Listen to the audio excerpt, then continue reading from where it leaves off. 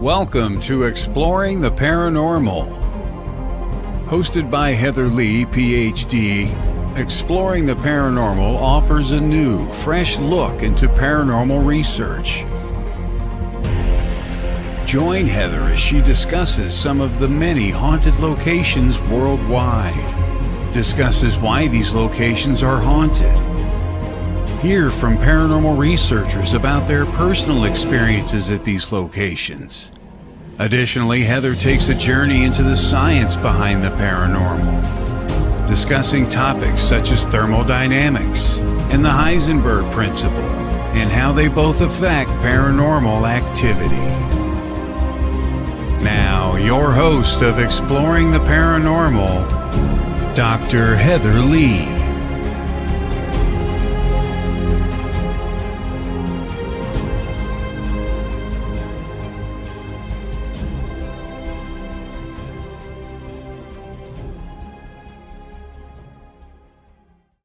Good morning, everyone, and welcome to the show. I see Lee's already joining us. Happy to have you here, Lee. Super excited to get this morning going. And today is going to be a fabulous day, as always. You guys know I love to wake up. The sun is shining today. No storms expected in the next couple days. So we have a great break from that. So lots of exciting things hopefully can happen during the break of the storms that we've been getting. So make sure you stay tuned for what's coming up. That's the one thing I've been wanting to get out of the house, do some exploring, get some photos for my upcoming books. But every time we plan on getting out, it's raining. So just hasn't quite happened yet, but lots of things will be happening. I guess that's what you get for being a paranormal investigator who investigates outdoor locations and not just indoor locations. So super excited. I think we're trying to get to the Fort Dade. Is an outdoor fort on an island here in the Tampa area. And then also the Gamble Plantation. It is the only antebellum plantation still standing in Florida, or at least in southern Florida. And from the pictures I've seen, I can't wait to get there and do some exploring and see what is still hanging around that plantation. So stay tuned. I will be sharing information about that on both our Patreon. Those who are Patreon supporters, which I'll talk about in a little bit, will get advance notice of different events we're doing. We might even start sharing places we're going. So if you're in the area and you want to meet up with us, you can. And you'll also be the first to get clips from my books, as well as seeing evidence and photos from our little activities and adventures first before we share with everyone else. But like I said, we'll get to that a little bit later.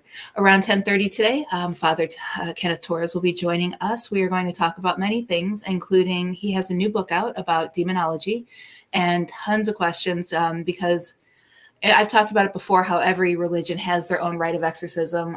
But because even though I was born and raised Roman Catholic, not really something I got into until after I had left the Catholic faith. So my rite of exorcisms that I know are all pagan based. So I'm looking forward to diving deep into what he has to say, his experiences, and also to talk.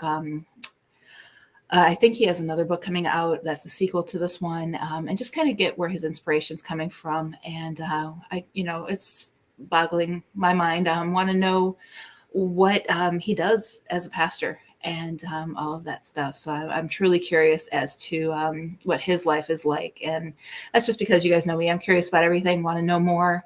And the more you learn, the more you can better help people. And that's why I always tell people. I was on a podcast last night and we were talking about how it is so important to continue learning. You guys hear me talk about this all the time. Read a book, read an article. I was joking around how I put YouTube on in the background for background noise. And even though the paranormal shows are for entertainment, I still throw them on the background, and I catch myself watching a show now and then being like, oh, I've never heard of that piece of equipment, or I never thought of that location or that type of experiment. So, even if you watch those shows, know they're for entertainment, but you can still pick and choose what's great, what is good information, and just always keep learning is what I keep telling people. So for those of you who are new to the show, I just have a couple basic information to share with you. Those of you who've been watching, I guess this is a little reminder. But for those of you who don't know me, I have been researching the paranormal field for more than 35 years. That's one question I'm always asked is, Heather, how long have you been doing this? And a whole bunch of stuff. I do want to have an episode where I share more into my personal experiences. So I'm working on that. And I'm also going to be gathering a whole bunch of different photos that I can share with you guys during that one. And we might be doing that later this year.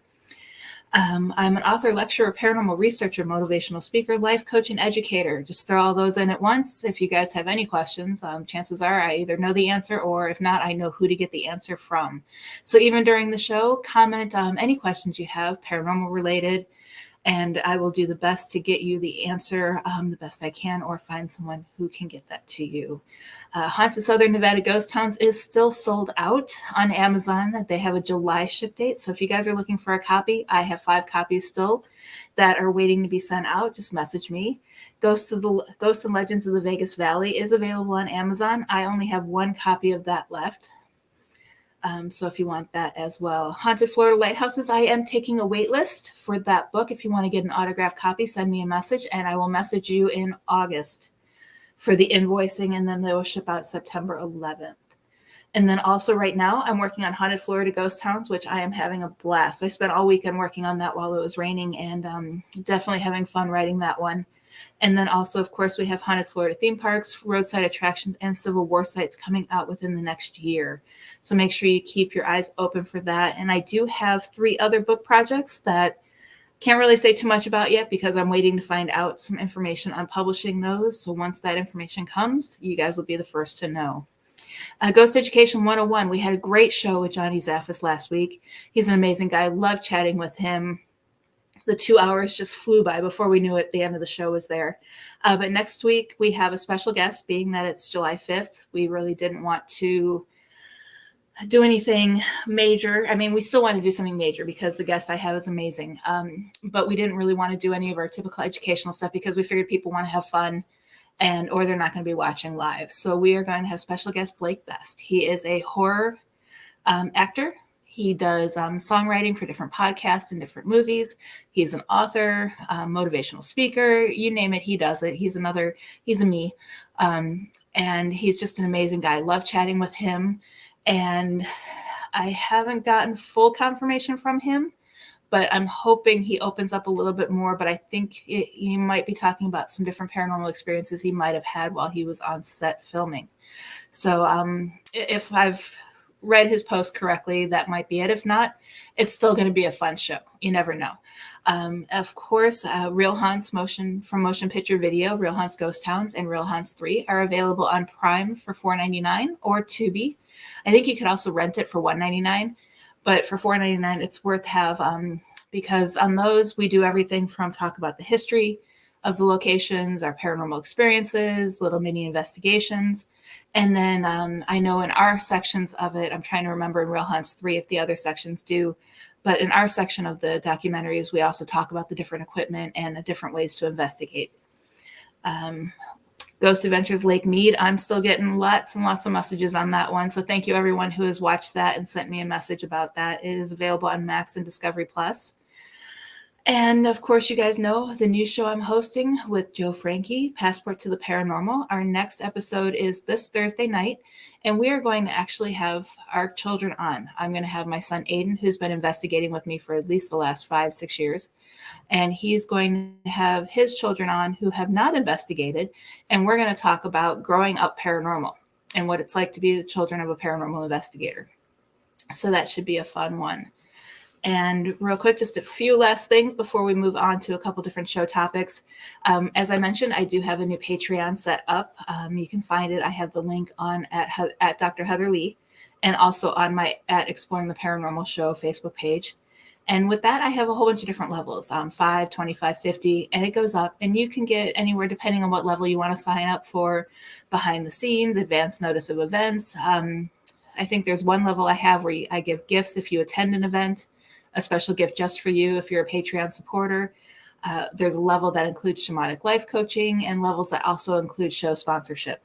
So make sure you check that out. I also include one-on-one calls as well as a monthly Q&A with different levels. So I'm actually have fun putting all the content together for that.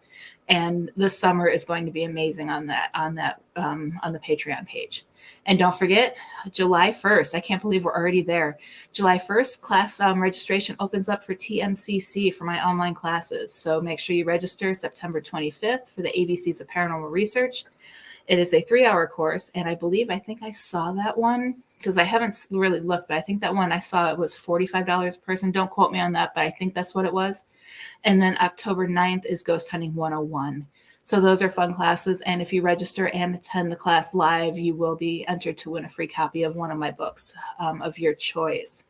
So real quick, let me go through. I didn't even see the comments because I've been reading off of my script that I have. So welcome, Phoenix, for joining today. How soon? Never mind. You just answered about the lighthouse payment.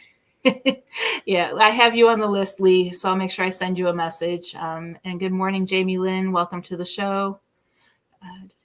Yep, super excited to have everybody here, and it's an exciting day.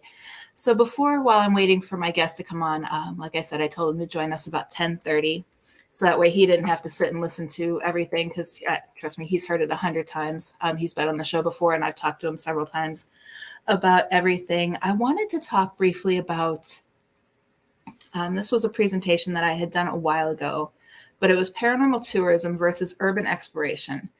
And that's the one thing that a lot of people don't understand the difference. A lot of people, actually rewind a little bit. There's a couple different types of paranormal investigators. You have those that are in it for the answers and to help people. You have those who are in it for the answers and to help people, but are kind of like hobbyists. They do it part-time. And then you have those that are in it, thrill seekers, is what my friend Larry Lawson says. He calls them paranormal thrill seekers. So you have like the 3 different levels. I'm sure if you dive deeper, there's more levels within those levels. But it's paranormal tourism can help the field, but it can also hurt the field. And that's kind of like, I want to make sure people understand the differences. And then as those who want to be actual paranormal investigators, it's one of those things where I don't want to say you need to learn how to do it right, but you kind of do. So that way you don't get hurt. You don't get arrested. You don't, it's for everyone's safety basically involved. So real quick, let's talk about paranormal tourism. And I classify this as a special section of traditional tourism. It's going to haunted locations, learning about haunted history, taking travel to these different haunted locations like Gettysburg, Williamsburg. You can go to Waverly Hills. There's a whole bunch of different, the Queen Mary. A lot of people go to the Queen Mary for the history or Gettysburg for the history, but there's a lot of people who go there just to be there because there's paranormal activity there. People stay in haunted hotels. They enjoy the paranormal tours that they offer. But there is a lot of controversy over if paranormal tourism is exploiting the ghost or anything like that. So that is a topic of conversation that comes up a lot. But I always say paranormal tourism is educational, exciting, and enjoyable. I have a friend who runs, hi Yvette, thank you for joining. I do have a friend who runs the Indian River Hauntings over in Indian River, Vero Beach area. And he does it to raise money for the local historical societies. And the way he does it is they're educational, they're informative, they're safe because he's, it's a walking tour. He's investigated the location and knows there's no negative energies there to attack. And he knows that the property is safe and not run down. So if you do that, make sure, I've taken ghost tours. I mean, you guys hear me talk all the time. I go up to Gettysburg and I meet up with Mark Nesbitt and go on his ghost tours. Love his ghost tours. If you guys want an amazing ghost tour, get to Gettysburg and do the Gettysburg candlelight tours.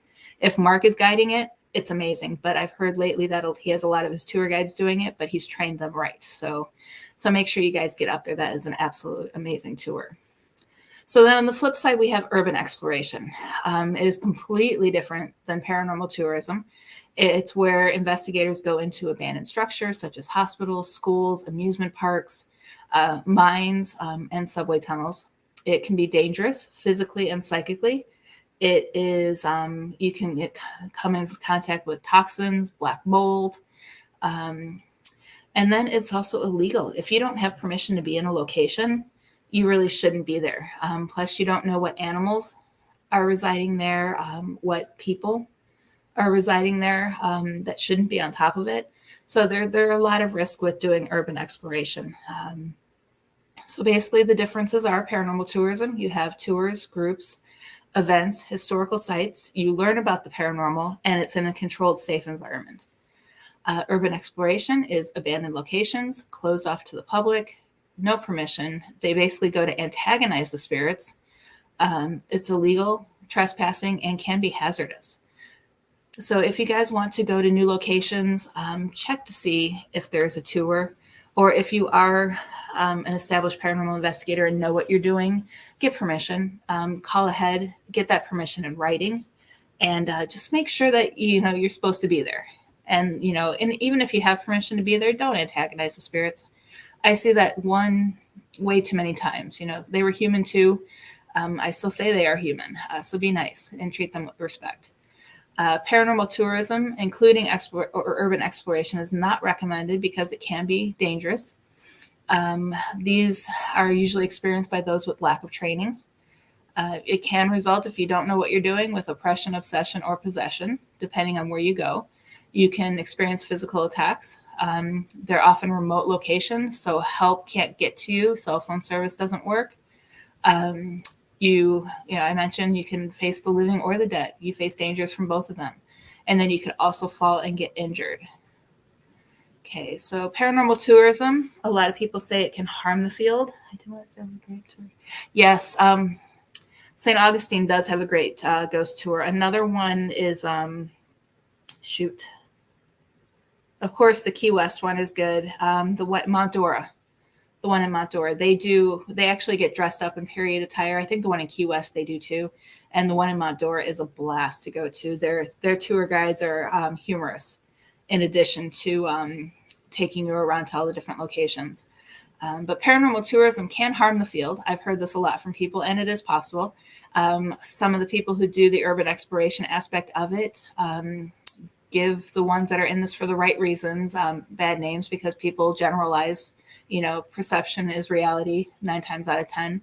So it can hurt the field because it's dangerous. It encourages dangerous activities and behaviors. New paranormal investigators see these people on YouTube promoting what they're doing. And they're like, oh, that's what I need to do. So the next thing they know, they're going, they're breaking into buildings or doing stuff like that. Again, it's illegal and it's considered trespassing. Some people go to these locations to do dark practices. Not to say that there's anything against, dark magic or Satanism or anything like that, because it can all be done properly without harming people. But if you don't know what you're doing with these dark practices, or even, the light practices, you can open yourself up to a whole bunch of dangers, and even open up future people who go to that location. A lot of illegal practices happen during when people go to these abandoned places to investigate drugs, underage drinking. You can cause damage to the location. A lot of people, don't think about it, and they vandalize the place to make it look spookier. They remove objects from locations. They act unethically. And you also have tour and event groups that are not reputable. They sell tickets, make thousands upon thousands of dollars, and then cancel the event or don't show up for the event because there never was an event. And everybody is out their money, including the people that they hired to come and speak. So make sure if you do it, you talk to a reputable group and ask around and check their reviews. And then it also leads to ego and territory disputes among different paranormal investigators. I know that's the one question everybody's like, does it really? Suppression. I love that, Lee. I'm going to have to remember that one. I might have to talk to Blake about getting that turned into a song for our podcast. But yeah, a lot of people are like, what do you mean territory disputes? And I've seen it all the time. We saw it a lot in Vegas, more so there than here. In Florida, everybody seems to want to share with everybody.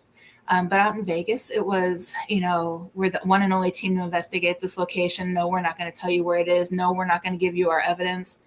And it's like, are they not telling us where it is because they want to keep it to themselves and have, wait for that TV show to come and want to investigate that location, and they're the only ones who've been there? Were they there illegally and they don't want people to know? Do they not want people to go in and conduct the same experiments and prove that they're wrong and it's not haunted. So many different things. And that's where doing paranormal or urban exploration aspect of paranormal tourism can hurt the field. But on the other side of the coin, it can help. I mean, paranormal tourism brings awareness. It helps spread more information about the true history of a location. The money from these tours helps preserve historical sites.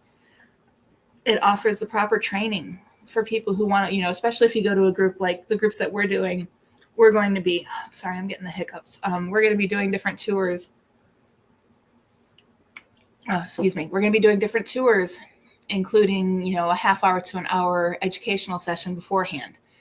So you get that, the training, the educational aspect of it, and not just the paranormal tour.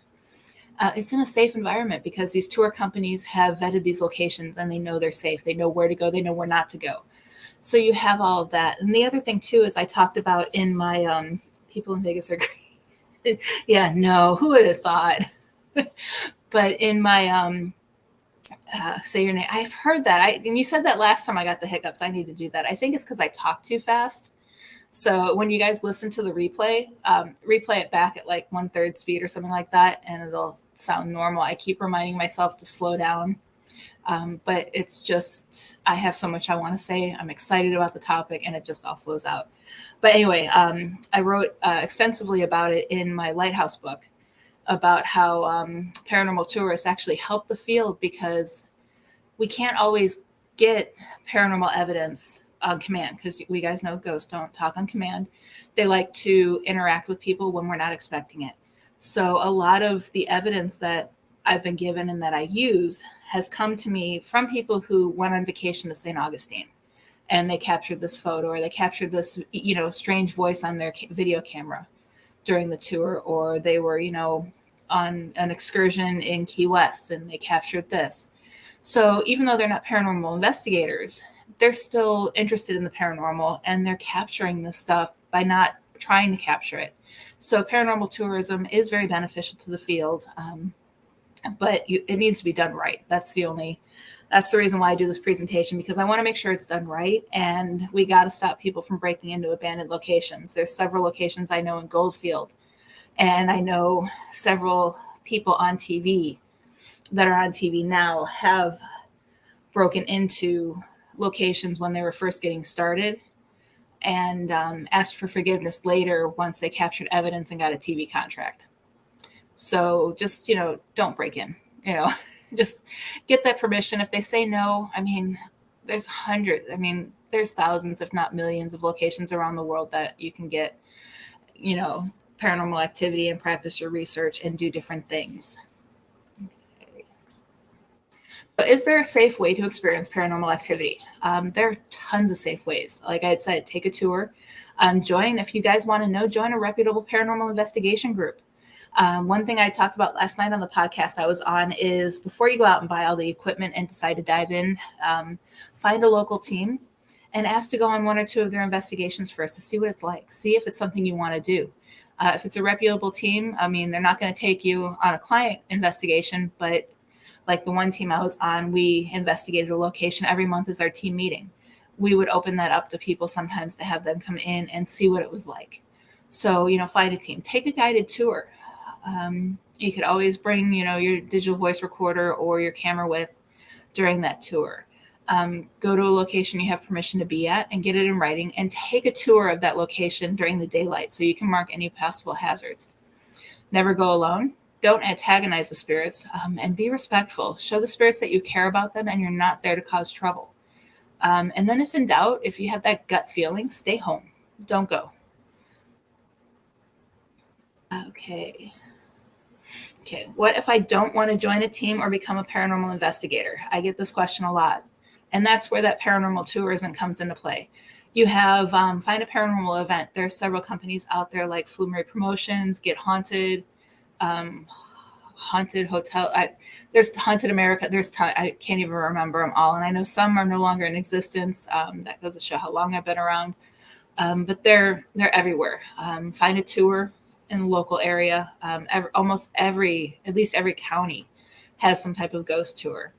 Attend a paranormal convention hosted by a reputable company. research and read about it online. Watch videos and podcasts. You don't just have to watch this podcast. Go on YouTube, search it, but use critical thinking and weed out what is reputable information and what is not. And, just go from there and see what happens and how things go on that one. Okay. And then I think, let me just look to make sure I covered everything on that one. Okay. Yep. And actually that is perfect timing because that was my last slide. And I've just been notified that Father Torres is in backstage waiting for us. So we are going to take a quick commercial break and we will be right back.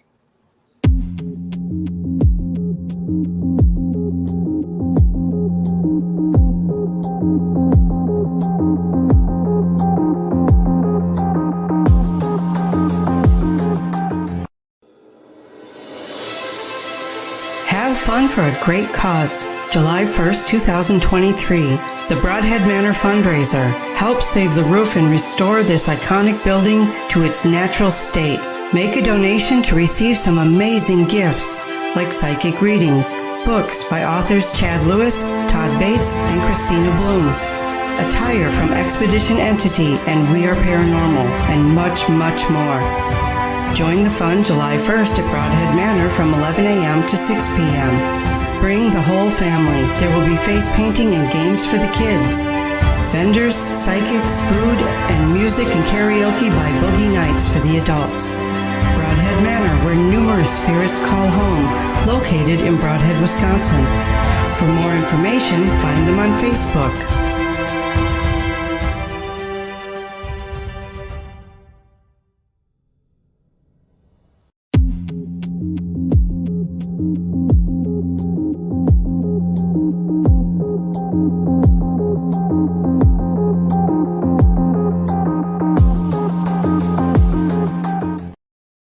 Hey everyone, that was actually almost the perfect commercial since I was talking about paranormal tourism. That location is on my list and I need to get up there and see that place.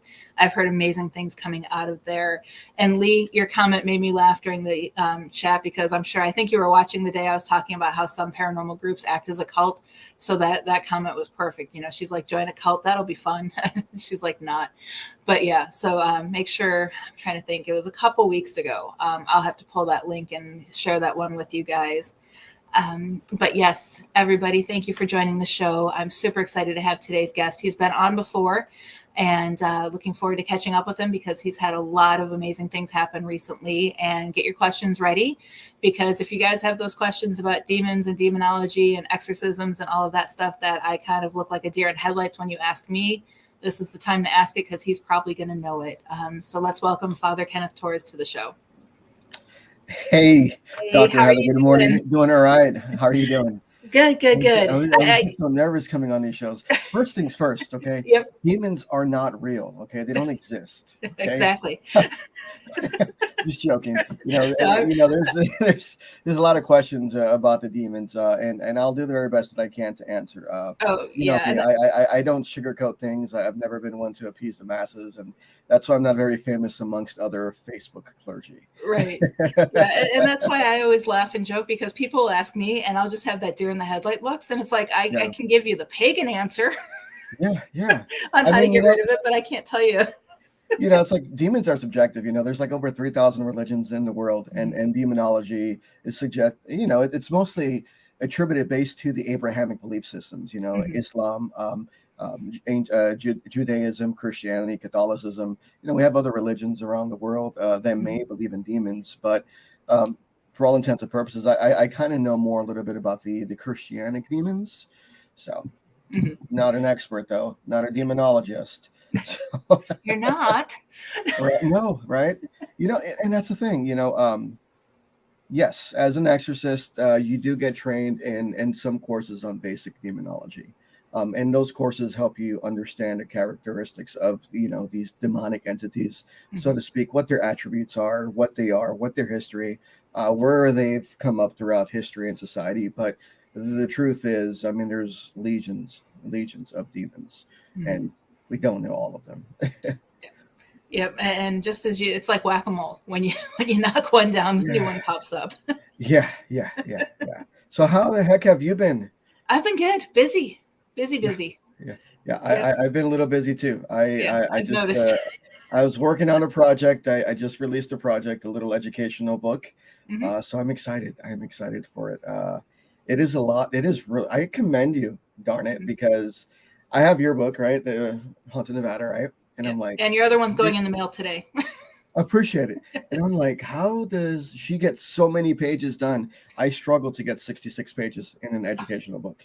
It was the hardest thing I've done. I've been working on it since November of last year, Mhm. and I finished in February. And then I was proofreading it. I sent it out to some other friends and some other colleagues, get some proofreading done, and also I published the book. So it's hard. Yeah, it takes a while. I mean, I know with my Lighthouse book, I struggled to meet the word count because that was during my knee surgery that Oh, I wrote oh, that one. So I wasn't going to the locations. I was relying on phone calls and emails to get a lot of the information from that. So, but the other books, it's based off of places I've been and experienced, and it yeah. flows. So once you get the hang of it, it'll all start flowing. Yeah. It's interesting because I find that once you get yourself into that flow and that methodology, you're like, all right, cool. If I can just set 2 hours a day, 2 to 3 hours a day, and get this project done. And a lot of it was mostly just like researching and confirming some accuracies, making sure that everything was, because the book that I wrote, Introduction to Demonology, Introduction to the Demonic Education, is basically, it is a religious-based introduction on demonology and the demonic. It's not so much demonology. I talk about the concepts of mental health, curses, rituals, what to look out for, the dangers of messing with the occults, the dangers of messing with Ouija boards, witchcraft, but not witchcraft in the sense that's offensive. And Right. something that you had mentioned earlier, the problem that we have is that there's all these wonderful belief systems around the world, and we have people that are interested in learning these things, but sometimes they may not have the best intention, or Right. sometimes they may have ill intentions. So when and that's the thing, right? When people say, well, I'm a witch, I practice witchcraft, people are like, oh no, you're going to hell. No, no. I hear it daily. Paganism has been around a lot longer than Right. Christianity itself. And these are like nature-based religions. And I have a lot of wonderful friends such as yourself that are wonderful individuals who couldn't even harm a fly. And for people to even suggest that, oh, well, they're evil, come on, man. It's The Craft, all of those other movies make it seem like it's something so negative. But the truth is, with that, though, there's always a danger there's always a danger in getting repercussions when you don't understand something. Mhm. Yeah. And I always tell people, like, one of the cases that we did back in Vegas was with a young girl who was dabbling in witchcraft, and she didn't know what she was doing. Yeah. And I even, after we investigated, I told the mom, I'm like, the daughter was 16. I said, she's interested. I can help guide her and teach her how to do it right. And so I tell people, if you're going to dabble in something you don't know, get a mentor first. Yeah. Learn the right way. Yeah. So, and that's what concerns me when I hear people say that they're studying demonology, because you and I both know that there's a difference between studying and there's a difference between practicing. And so we have a lot of individuals among social media who practice, certain rituals, and they've got extensive experience doing this. And then you have these other individuals who are fairly new to these paths, these different walks of life, and they start reading it, and then all of a sudden they get a little curious, and all of a sudden you and I, we both get phone calls. Father, Heather, I think I did something I wasn't supposed to. I was trying to do this summoning ritual. I didn't ground myself. I didn't use the proper, materials for it. So then that's where we come in. Yeah. And I mean, I tell people too, one thing is, whether you're using a Ouija board or, some type of, manifesting spell, or even just praying, I always tell people, when you pray, your intentions are there. Yes. But you don't know if you're getting responses from God or a different type of spirit. So you need to just be as careful when you're, following the Catholic practices. Yeah. Well, even in Christianity, there's, you said it, you can have the best intentions, but you may not know what you're communicating with. And a lot of that is just lack of judgment. A lot of that is lack of knowledge, in this field, in our faith, we call that discernment, the spirit of discernment, which is a fruitful gift. I guess, that would be considered maybe some sort of intuitive gift on the other parallel. But you've got to be really cautious and be really careful to understand, when you're putting these intentions and these manifestations out there, and what you're receiving back, is it really truly something good, or is it something that's malevolent? More than likely, 9 times out of 10, you're not going to get a demon. You're not going to get something that's going to want to possess you and make you crawl up the wall backwards, like a case that I've worked on. But, and it happens, so these are rarities. These are extreme cases. You're more than likely going to get Uncle John, who was kind of mad, or who was a prankster, and he's just coming back to mess with you a little bit. Right. Yeah. Lee wants to know, would a jinn listen to a Catholic priest? She's thinking that yes, because they recognize the same authority that you have from God, the Creator. So that's a question. That's a twofold answer. In a sense, yes, they would probably listen to me because of the authority that I have been given from God. But at the same time, too, we have to realize that magic, demonology, demons, these types of things, they're manifested based on their own traditions. So if there is a jinn that doesn't understand or know who God or Jesus is, they may more than likely be like, I don't need to listen to you because I only believe in Allah.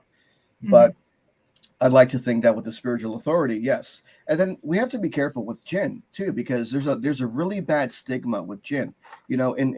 In Islam, the jinn is a neutral deity. It's neither good or bad. And so we have to be really careful, because jinn, yes, it may mean demon, but it doesn't necessarily mean that is a demonic entity, infernal being from hell. It's just how it's labeled. So we have to be really careful when we tread, with words like that, like jinn. I often think that when people hear the word jinn, they attribute it to the scary movies that we've seen, like Wishmaster, which is a really darn good scary movie. But 9 times out of 10, you're probably not going to get a jinn. And so, yeah, they'll listen to me. And just all depends on your spiritual authority as well. The biggest thing is with our faith is you have to have some sort of spiritual authority, when it comes to anything. Just like you, Heather, have to have some sort of physical authority, spiritual authority, when you're working your craft, when you're working with your intentions, when you're binding spirits, when you're binding energies. There has to be some sort of supernatural authority that has to display and emanate from you. And these energies, they know whether or not you've got what it takes. Oh yeah, that's why, of course, and a lot of people watching have been regulars, know that when we help someone, we send in at least one person who is of their faith or knows their faith. Yes, to help. That's vital. It's important. Yeah, it's important. So the dogma, the stigma is that I, as a Catholic priest, can go to any place in the world and exorcise any demon from all religions. That's probably not the case. We would be arrogant to think that. But the truth is, there are so many different elements. There's so many different things from around the world, so many different ancient belief systems that not a lot of these places identify with Christianity. So to be pompous and arrogant, to say, I can go in any place, I can go in any religion, to any religion and say, well, demon be gone. Probably not. Probably not. Probably not. I'm probably going to get rocked, because I'm coming there with cockiness. I'm coming there with arrogance. Instead of listening, learning, and being humble about the process. And that's the problem that I have with a lot of these fake book clergies. I see them a lot. I'm pretty sure they're great individuals, but they have this personification that, I'm the last Coca-Cola in the desert, so to speak. And they make it seem like nothing could ever happen to them. And then, oh my gosh, I've done 1,000 exorcisms. Great for you. They probably weren't real exorcisms, or you're probably misdiagnosing mental illness for what you think is mental illness. And so I don't know what topics you had today, but I wanted to get some things off of my chest today. Oh yeah, go ahead. I only have a topic to start the show off, to waste the first 30 minutes and babble and bore my audience. And then I leave it open to whoever's a guest. So, there's a lot of clergy out there that are really good people. I'm friends with them. And this is not anything towards them. We have to be really careful when we encounter a lot of these clergy on Facebook who give the idea that they've been involved in over 3,000 exorcisms. That's probably not the case, because what they're not taking into consideration, if you are saying that you've done 2,000 to 3,000 exorcisms, okay, in the span of your career, which has only lasted 4 years, that's a problem. Father Gabriel Amorth, one of the Vatican's leading exorcists, who actually taught my mentor. I learned from somebody who was trained under Father Gabriel Amorth. Even Father Gabriel Amorth, during his 40, 50 years, maybe probably hit 1,000 possession cases, so to speak. But there are people out there who are saying they've done 20, 25,000 exorcisms. And, be really careful with those people, because they're not equating the human factor into these cases. There are a lot of people who would be quick to say, well, it's a demon. You have to take mental health into consideration. You have to take trauma into consideration, which is why it's important for clergy like Dr. Heather, myself. We have some formal training. We have formal education. We've gone through school. We've worked this field, and we have a pretty good understanding of when somebody is BSing and pulling your leg. So be careful with those Facebook clergy that say that they've done over 50 million exorcisms. They probably haven't. And the moment they encounter a real demonic case, they're probably going to poop their pants. Yeah, I remember when we first started Ghost Education 101, I can't remember who it was that was on the show, but we were doing a panel discussion, and one of the clergy on the show says he does 200 to 300 a year. Wow, that's and I'm a like, lot. That's one a day. That's literally one a day. That's dangerous. How do you research it? You don't have any time to research it. Yeah, I mean, it's like, okay, so you know what? My schedule is booked today. And I've come across those people where like, hey, Father Ken, I need your advice. Okay, yeah, what's going on? I've got 10 exorcisms lined up for this morning. Oh, this morning? I mean, it's just like a... They're just lined up out the door. It's like a exorcism drive-through. Like, what do? You know what I mean? Communion, wafers, and holy water, right? Right? And I'm like, okay, well, so what do you got going on? Have you done a physical evaluation? Have you done a mental evaluation? Have you spent time with the family? Have you been to their home? Do you understand what the underlying conditions are? What is leading you to believe that, this is demonic? Well, it's because they have a headache. And, in some Protestant belief systems, a headache is a demon. Or it could just probably be a headache. Yeah. Or this person's got the spirit of cancer, and I've got to go pray the demon away. Oh, okay. Did you look at their medical records? Did you see that they maybe have a genetic history that's within their family? Maybe there's something within their genomes. Yes, because it's a generational curse. Okay, buddy. So tell you what, I'm probably not the guy to help you out. I wish you the best of luck. So I've gotten a couple of phone calls from people that are like, yeah, Father Ken, I had this one guy come out, blah, blah, blah. Okay. Who's their name? Oh, okay. And I say, okay, well, I'm pretty sure they had really good intentions. I'll never badmouth anybody else. That's not my thing. So, that it is unethical for me to badmouth. I see the intention there. Okay. But what I will do is I will talk to the individual on the side and say, hey, I've got this case. Apparently it was yours. What happened? What went wrong? Why weren't you able to successfully exorcise those demons? Well, Padre, you probably were right. I went ahead and jumped the gun and said it was demonic, and now I've built a false narrative around this case, and the client is really stressed, and I can't bring them down, so I refer them to you. Thank you. So, oh, geez, I just wanted to get that off my chest. Yeah. Oh, no, that's fine. And that's that. When you were talking, it reminded me of like, I'll get calls from people out in Vegas, even still to this day, about a client or a couple different clients. And they're like, hey, we've heard you've helped this client before. Why weren't you able to finish helping them? Almost like they're accusing me. I'm like, right. Well, first of all, they refused to go to the doctor. They refused to do what I asked them to do. And they weren't cooperative. Yeah. That's always an issue, right? That's the conundrum right there. It's like, how dare you accuse me of not doing my job? I'm doing it thoroughly, and the truth is we do have a lot of people that don't follow through. Sometimes people just want that answer. So I've gotten phone calls where like, hey, Father Ken, because I run the Solomonic Order of St. Michael the Archangel, as well as being a part of the foundation. And our job in the Solomonic Order of St. Michael the Archangel is just ministry. We're not exorcists, right? We don't put that out there, okay? Right. We are people who actually live ministry. You know, I have Mother Superior Talia and Deacon Ron Stokes and She's been in the Deacon Neil comments. Emerson. Yes. You know, we live ministry. You know, none of my clergy are going out there performing. They're not allowed to. They're not authorized to. We actually live a life of ministry. Like my life, my job is chaplaincy. I wake up every morning. I get a lot of chaplaincy phone calls. I do a lot of pastoral counseling. That's what I do. Exorcism is the very last thing on my mind. And I tell people too, you know, just because you're requesting an exorcism doesn't mean that's going to happen.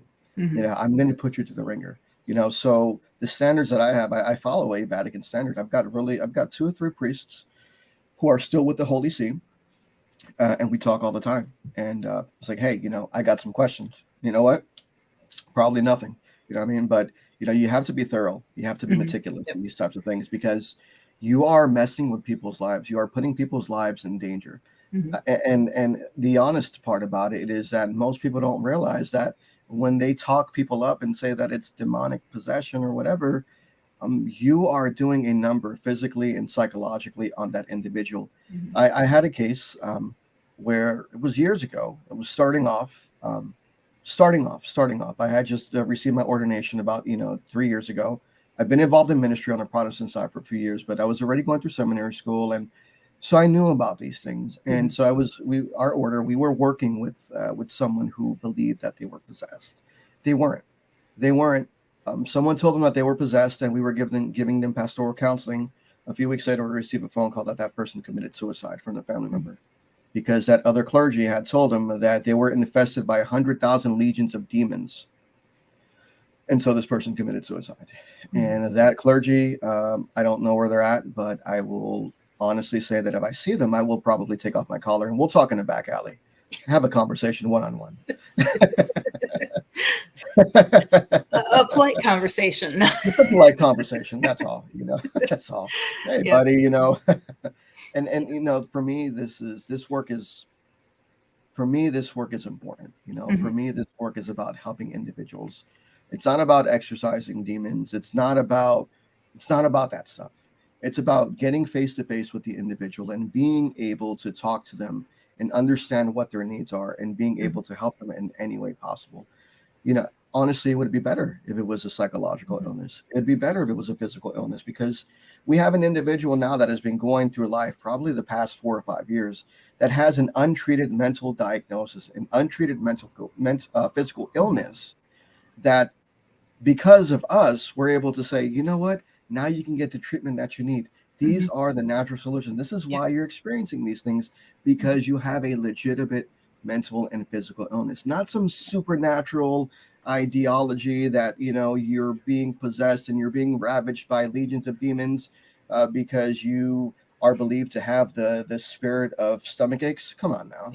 That's childish.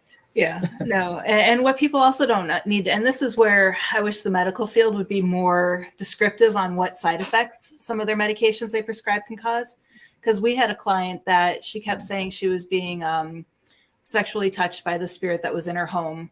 And we investigated twice, no evidence whatsoever in her home, no strange feelings. We cleansed it to try to make her feel happy about it and try to change her state of mind.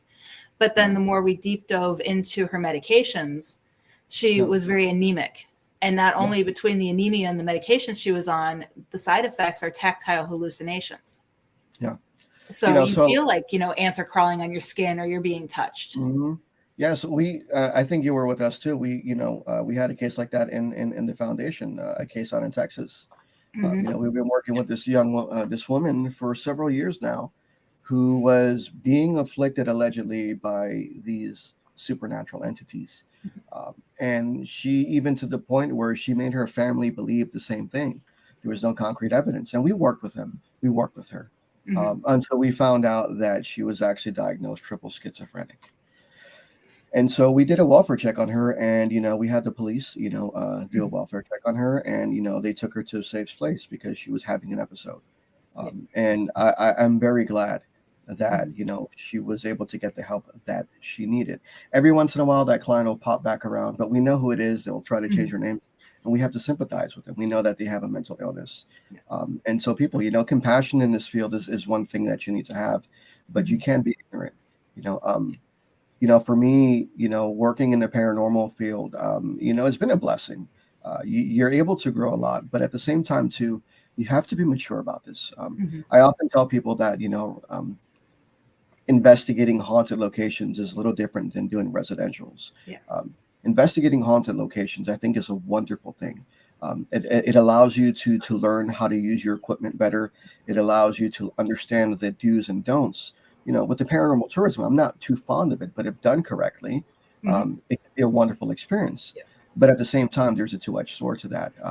Just because you know how to work a haunted location and you know how to use your equipment doesn't necessarily mean that you're able to work a residential case, because you don't have those sociable, personable skills that are required to delegate each specific task. It's funny that you bring that up too, because last night I was on an interview with Todd Wayne, I think was his name. Paranormally is the podcast. And we were actually talking about what's needed in the field. And we brought up the idea of people going into residentials, that maybe it might be time in the future that the government has to step in and certify people, kind of like your bug, exterminator. Because you don't know who you're inviting into your home. You don't know if they're trained properly. You don't know if they know what they're doing. And then you have the ones that'll take any paranormal case just to get the experience. Which the eagerness, is it's okay. It's admirable, so to speak.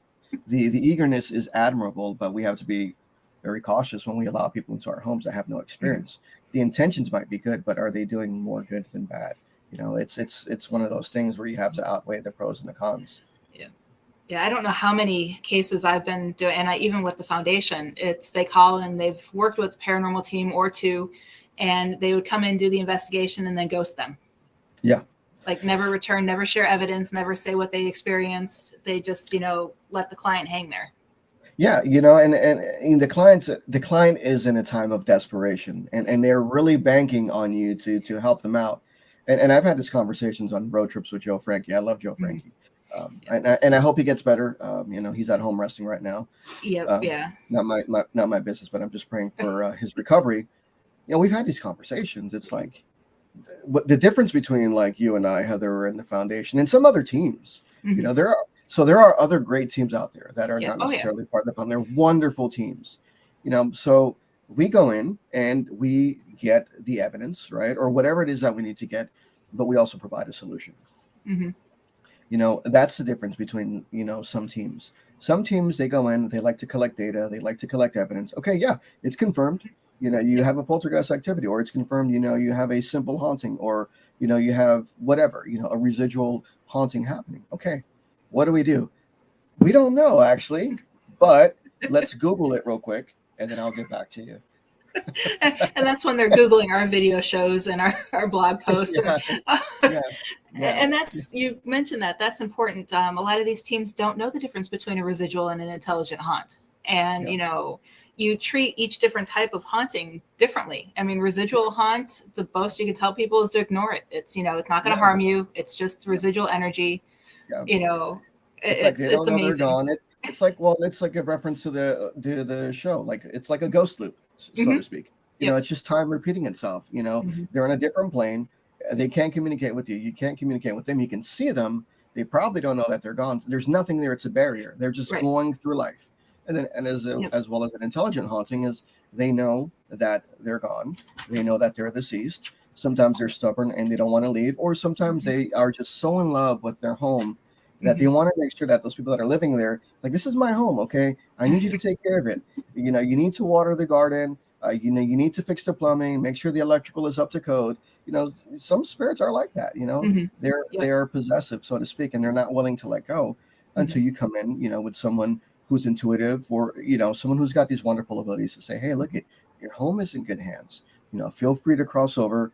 There's nothing happening here. You're fine. Your place is fine. And if you don't want to cross over, then we just set some boundaries. Simple as that. Yep, exactly. And one thing I actually wanted to bring up to you, because I always find it interesting, whenever a client reaches out, the first words out of their mouth is, I have a demon. My Yes. response to that is usually chances are no, because you might not, if you are possessed, you're not going to really know it. That's true. So if you are possessed, more than likely you are not going to reach out and say that you are possessed. There are circumstances where an individual may feel like they're afflicted and something's happening. They don't quite understand what's going on with them. They're foggy, they're hazy, they're getting all these dreams, and there might be some indications of possession. But generally, a possession consult comes on the side of a family member that's witnessed certain things. Well, I've witnessed my daughter levitating. I've witnessed my daughter, speaking in different languages. I've witnessed things disappear and reappear. Okay, well, then that might indicate that, there is truly some sort of supernatural activity. But we also, with that, we've got to be really careful too, because, there are cases in which it can present itself where it may not be a demon. It could be a person that is presented and that is destined for sainthood and touched by God. And so you have these supernatural things happening like levitation and stigmata. Doesn't necessarily mean that it's negative. It's scary because you don't know what you're dealing with. But, there are these rare circumstances like St. Padre Pio, suffered stigmata, battled with the devil, for so many years. A lot of supernatural things happened. No way a priest is going to be possessed, and a good priest will never, ever get possessed. Popular to contrary beliefs, popular to the movies, like the Pope's Exorcist, where, Father Amorth got possessed. That's never happened. Father Amorth will have never gotten possessed. There comes a spiritual authority. But yeah, going back to what I was saying is we just have to be really careful too, because sometimes it may not be demonic. Sometimes it can just be a person that is getting a gift from God, so to speak, the creator, and is destined for sainthood, and they are just experiencing those things. And so how do we deal with a person who's being destined with sainthood?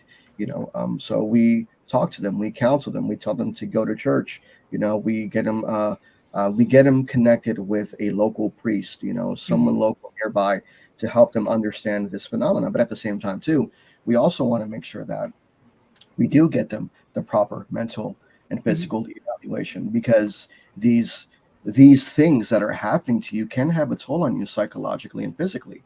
So no matter what the premise is, no matter what the start is, no matter what the origin is, we're always going to require a physical and psychological evaluation. No ifs and buts. And clergy, if you are listening, and if you are going out there and you are not requiring a physical and a psychological evaluation, I would urge you to reconsider your options. And I'll leave it at that. Yep.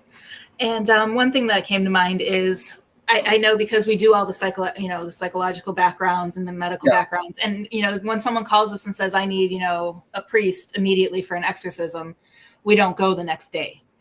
What do you suggest people who think that they're being affected by demonic entities do to protect themselves and give them peace of mind until help can come? First of all, I would rely on your faith. Go back to what your original faith is. And if you don't have faith, then it's probably time to start getting some sort of faith. And that's the truth. We don't believe in God until something happens, and we're like, oh crap, God, where are you at? So the truth is, you have to go back to your faith, what your original faith is. I would start reading, I would start praying the Bible, I would start going to confession, start going to mass. And if you're not Catholic, that's fine. Go to a local church. There's a lot of wonderful non-denominational churches that are out there. You go to church service, pray, receive the communion, and start strengthening your faith, which is the most important thing. Because if you really truly are dealing with something that is diabolical in that sense, the first important thing is that you have to have faith. I, as a clergyman myself, I have to put myself in a state of grace. So that means for me that I will abstain from sexual activities. I will abstain from drinking. I will abstain from things that are not conducive to my physical and spiritual health. I would pray. I would fast. I would read the Bible. And these are things that I would ask for atonement of God and His holy presence and His Spirit to fill me and to keep me safe. And that's how you start the process. That's what you need to do. It's really as simple as that. Because honestly, you can't fight something if you don't believe in what you're fighting in. So it kills me that there are people that are like, well, I don't believe in demons, but yet you believe in tarot cards, you believe in crystals. So you have, and it's nothing negative. I'm not dismissing those beliefs. What I'm saying is that if you believe in something as inanimate as a crystal, and you give it that intention and that wonderful power behind it, then there is obviously a higher being connected. You reach out to those higher beings. And if you're not of the Christian faith, okay, then you go back to what you believe in. So if you're pagan, if you're Wiccan, go back to what your faith is and what your faith instructs you to do when you're dealing with these demonic entities. Although it is my understanding, and studying through seminary, and most people who are pagan and who are Wiccan may not necessarily believe that it's a demonic entity. So let's take the word demonic out and let's just say negative energy. That actually makes it less scary. So let's go down to negative energy. You have full control. You have full control over your life and what your thought process is. That is called self-possession. Self-possession is the idea that you are in control. You have the power to control your feelings and your emotions. All right. And a lot of people seem to forget this, but it's as simple. Self-possession is a wonderful tool. It is a wonderful gift. You have to be confident. You have to believe in what you're saying. You have to be truthful and honest with yourself and say, you know what? I am exuberating positive. I am emanating excellence. I am happy. You got to be positive about these things. Yep. Yeah. And it's funny because I use self-possession on a lot of my lectures, including when I lecture network marketing. I use the power of self-possession for them to, improve their business. So it's amazing how that works in so many aspects of our life. Yeah, no, it's true. I mean, I guess maybe like self-manifestation, so to speak. I guess that would be self-manifesting. You're self-manifesting positive energy. You're self-manifesting the good. And it's really as simple as that. The demonic rarely often presents itself.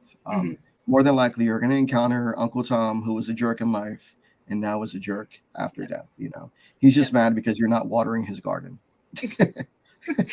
Or you're eating all his garden with a pool. Yeah, it's funny, like there was a question that came up the other day. Someone had posted, if you were a ghost, what would you do to come back and haunt people? I would, and if I was a ghost, I'd be a jerk of a ghost. I'd steal everybody's sock and I'd steal everyone's socks and I would put it in the freezer, color code them by material. Because let me tell you something, an organized ghost, because let me tell you something, I don't care who you are. Socks are important, okay? And if you're going to work and you can't find any of your socks, that's worse. Nonetheless, wet socks are the worst thing. I would probably do that too if I was a ghost. I'd probably wet your socks first, put them all in a pile. I can't remember the last time I wore socks. Well, you're in Florida now. I have a whole drawer full, but I can't remember the last time I wore them. Yeah, my closet, I have an organizer in my closet and like 6 of them from Target. Cubbies, and they're all nothing but socks. I know my mom always sends me her socks, and because we don't wear them that often, they don't wear out. So I've had socks for years. Yeah, no, I mean that's I live in the Bay Area, so we kind of have to wear socks out here. So that's the initial principle. You know what I mean? What I'm trying to get at is that more than likely it's just a malevolent spirit or someone trying to be a jerk. You're more than likely not going to encounter anything demonic. There's a lot of misconceptions on television and a lot of these paranormal shows, which are really good. Recent show that just came out, Legion of Exorcists. I think it's done really well. You know what I mean? It gives you an idea of what as clergymen we go through. But at the same time, these are combined collectives of different cases. They're not out there. Clergy, we're not out there every day, 24 hours, 7 days a week, battling the demonic. Right. I think there's a stigma out there that when we wake up, we're out there looking for demons. I'm definitely not a demon hunter. I'm not looking for anything. I'm just going to live my life, and when the case presents itself, then we will handle it accordingly. But I want people to understand and realize that also too, not every priest is an exorcist, right? Not every priest is an exorcist. It is a specialized vocation. As a matter of fact, in the canon law, a key porter is above an exorcist, in the canon law. So that goes to show, the keys to the church play a more important role than the exorcist, because it very often happens. Mm-hmm. Yes, priests can go and they can bless a home. That's part of the traditions. That's what we learn in seminary school. That's part of the catechism of what we know. But not every priest is an exorcist. And there are a lot of people who have this idea that think, oh, every priest is an exorcist. No, just like every other priest, is a human being, right? We're humans. And to sit here and say that I'm not afraid or I'm not nervous is a fallacy. Obviously, as a human being, I'm going to get afraid, what I mean? But I rely on my faith. It's important to realize and humanize the work that we do. So often times there are people that think, well, you're a priest and you're never afraid. Well, I may not show it, but my faith, leads me to believe otherwise. But of course, the human side of me is going to be like, wow, the first case that I worked with Chris, we had an exorcism case with a young girl that was overseas who was messing with the occult, desecrating graves, having sex on graves, performing satanic rituals.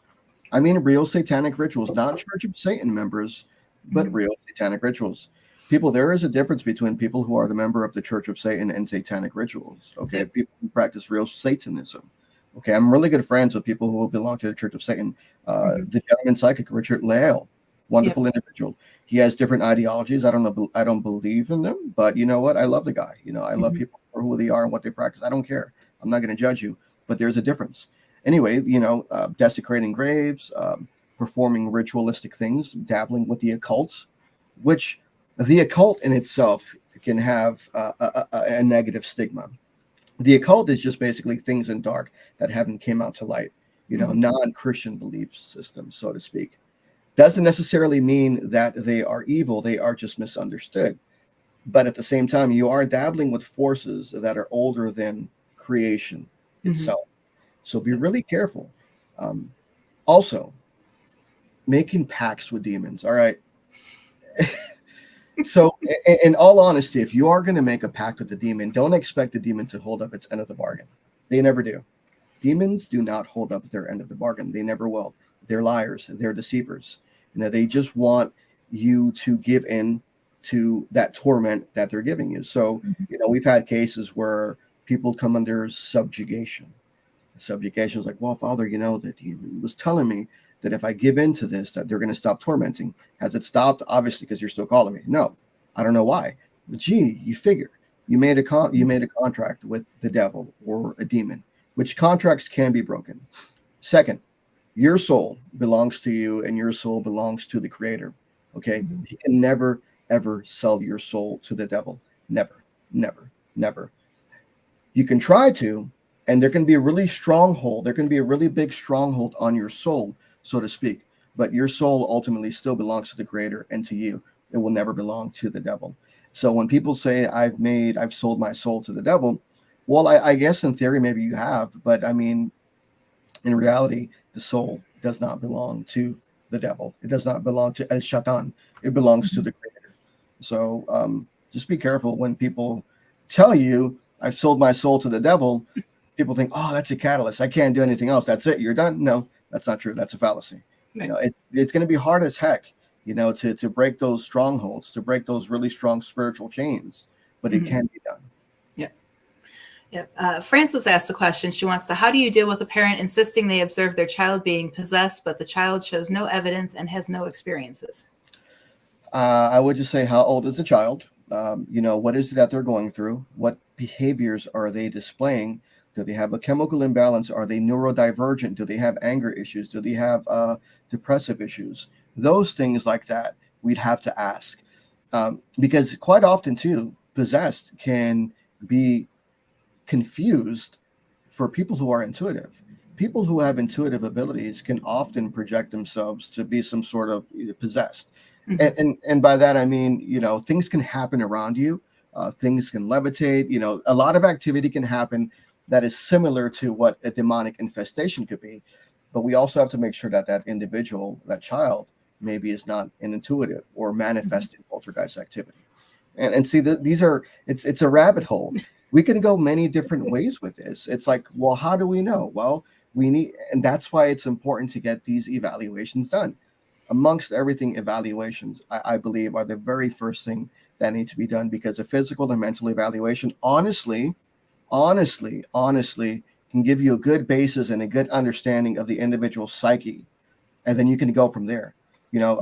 It's a wonderful tool to have your clients get evaluations done. I'm all for it. For me, there's no exceptions. There's no ifs and buts.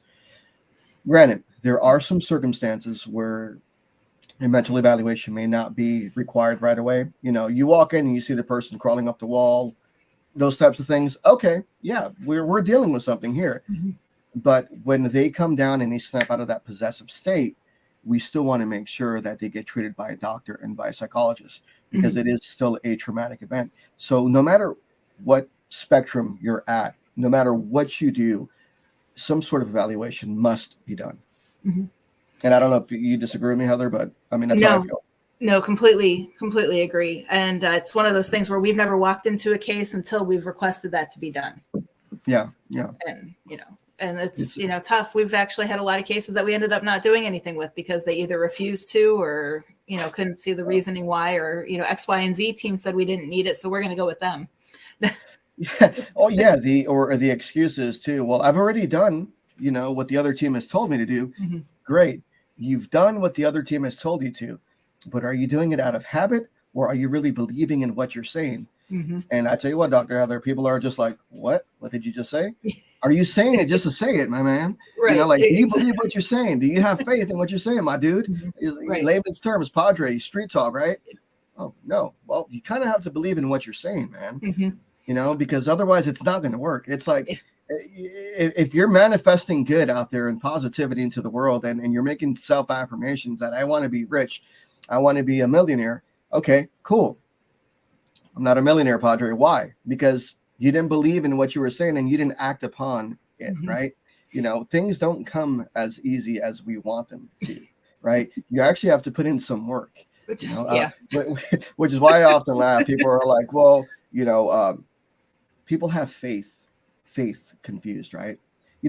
Having faith is a wonderful thing, but faith also prepares you for the harsh reality that sometimes the answer is going to be no.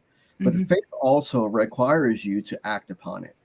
So, for example, in my faith, if I want God to bless me with a new job, right? Boom. God, you're going to give me a new job. Perfect. Okay, cool. Padre, I put in this petition 2 months ago. God is failing me. He hasn't given me a job yet. I go, well, have you put in any resumes? Have you applied for jobs? And they're like, what? No. I go, no, that's kind of how like faith is. Like, you believe in what you're saying, but you kind of have to put in some work, my man. If only it worked like that. Geez. I know, right? One case that we did have in Vegas, we, even though it wasn't demonic in our opinion, the client was insisting it was still, even after investigations and all the behind the scenes stuff was done. And we had suggested to her to return to her church and ask to get rebaptized. And the church actually told her that because she was baptized as a child, she was baptized for life. What are your thoughts on that? And they refused to rebaptize her. So I agree with the church. I agree that once you are baptized, you do not need to get baptized. But for me, it's a little different because I don't operate I'm not under the Holy See. We are an independent Catholic order. We follow the Vatican I rules. And so, my whole thing is like, if the church doesn't want to baptize you, then I would find another church and just get rebaptized. But the truth is, like, once you're already baptized, you've received confirmation, Eucharist, First Communion, and you're baptized, then you're good for life. You just have to act on your faith. And what's the intention? What was the intention of getting rebaptized? Was it going to do something different? Who knows? I mean, it's a case-by-case scenario. I'm in agreement that, once you're baptized, you don't need to get rebaptized. But for me, though, I always want to make sure that I take care of my clients. And if they want to get rebaptized, I'll do it for them. No problem. I'll do it for you. It's not an issue. But, why are you getting rebaptized? Right. Is your faith struggling? Are you wanting to get baptized because you're baptized as a child and you're having trouble with your faith? Rebaptizing you is not going to renew your faith. Renewing your faith comes with personal work. You have to go and you have to read scripture. You have to study. You have to pray. You have to find the good in life. And so, it's just a case by case scenario. Yeah. We were hoping it would give her the foundation again to rebuild her faith, because she believed, but she didn't. And we think she was self-manifesting a lot of stuff. And we're just kind of hoping, I guess, that it would maybe act as a Band-Aid to help her healing process. For me, I think that's a good thing. Like I would have not had any problem rebaptizing them. I would have done it, just for safety protocol. For me, as a pastoral counselor, I advise people on their spiritual path, and at the same time too, you have to be open, to what their needs are. And on a psychological level, I'm not a licensed psychologist. I'm just a pastoral counselor with the American Association of Christian Counselors. What I would do is I would still rebaptize them, because at the same time, if that's going to help their psyche, then I'm going to do it, because we want to make sure that we do what's best for them. You know what I mean? So at the end of the day, if they wanted to get rebaptized, I would have rebaptized them, because I know the impact that's going to have on them psychologically and spiritually.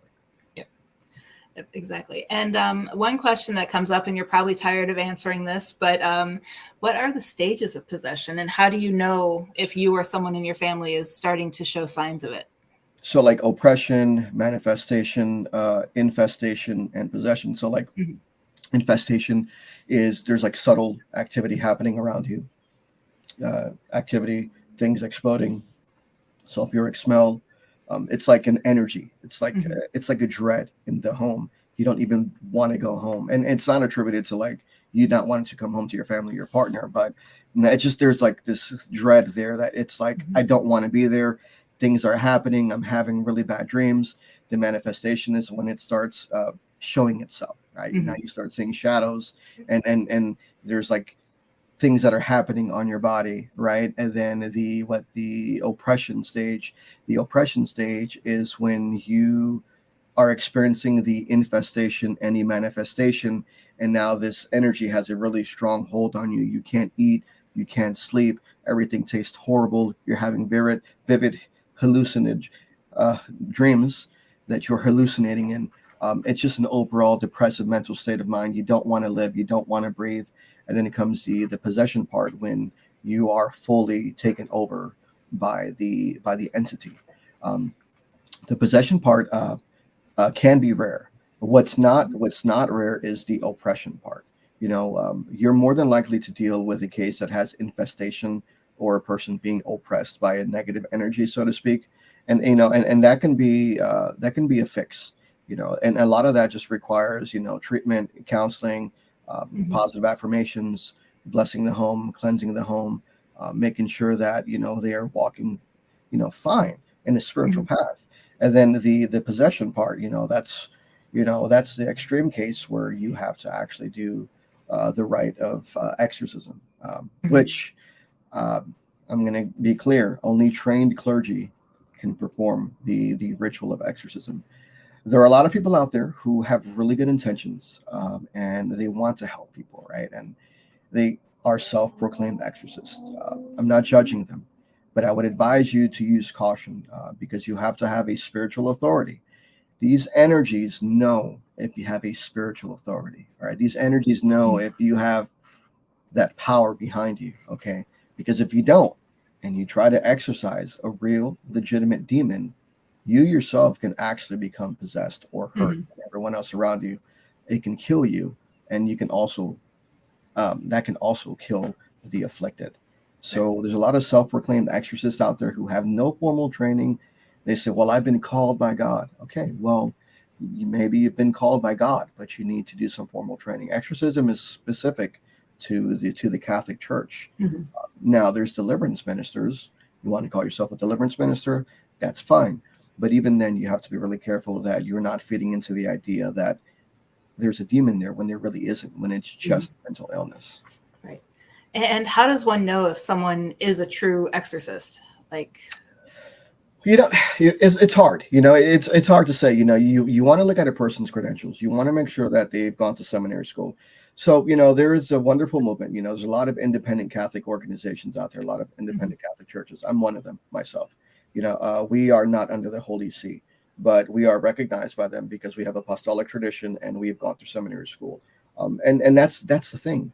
You want to make sure that a person who calls himself an exorcist has some sort of formal training, whether it's psychology, but more importantly, to become an exorcist, you have to have a faith-based system. And it's not just going to church for 5 years and reading the Bible and saying, well, no, you have to have some formal training. And then you have to train under people who are legitimate exorcists. Like Bishop Long is a wonderful exorcist. I admire him. I respect him. He's done a lot for this field. So people who train under him, I think they're getting, some good training as well. There's Father Enright, who's been doing this since 1982.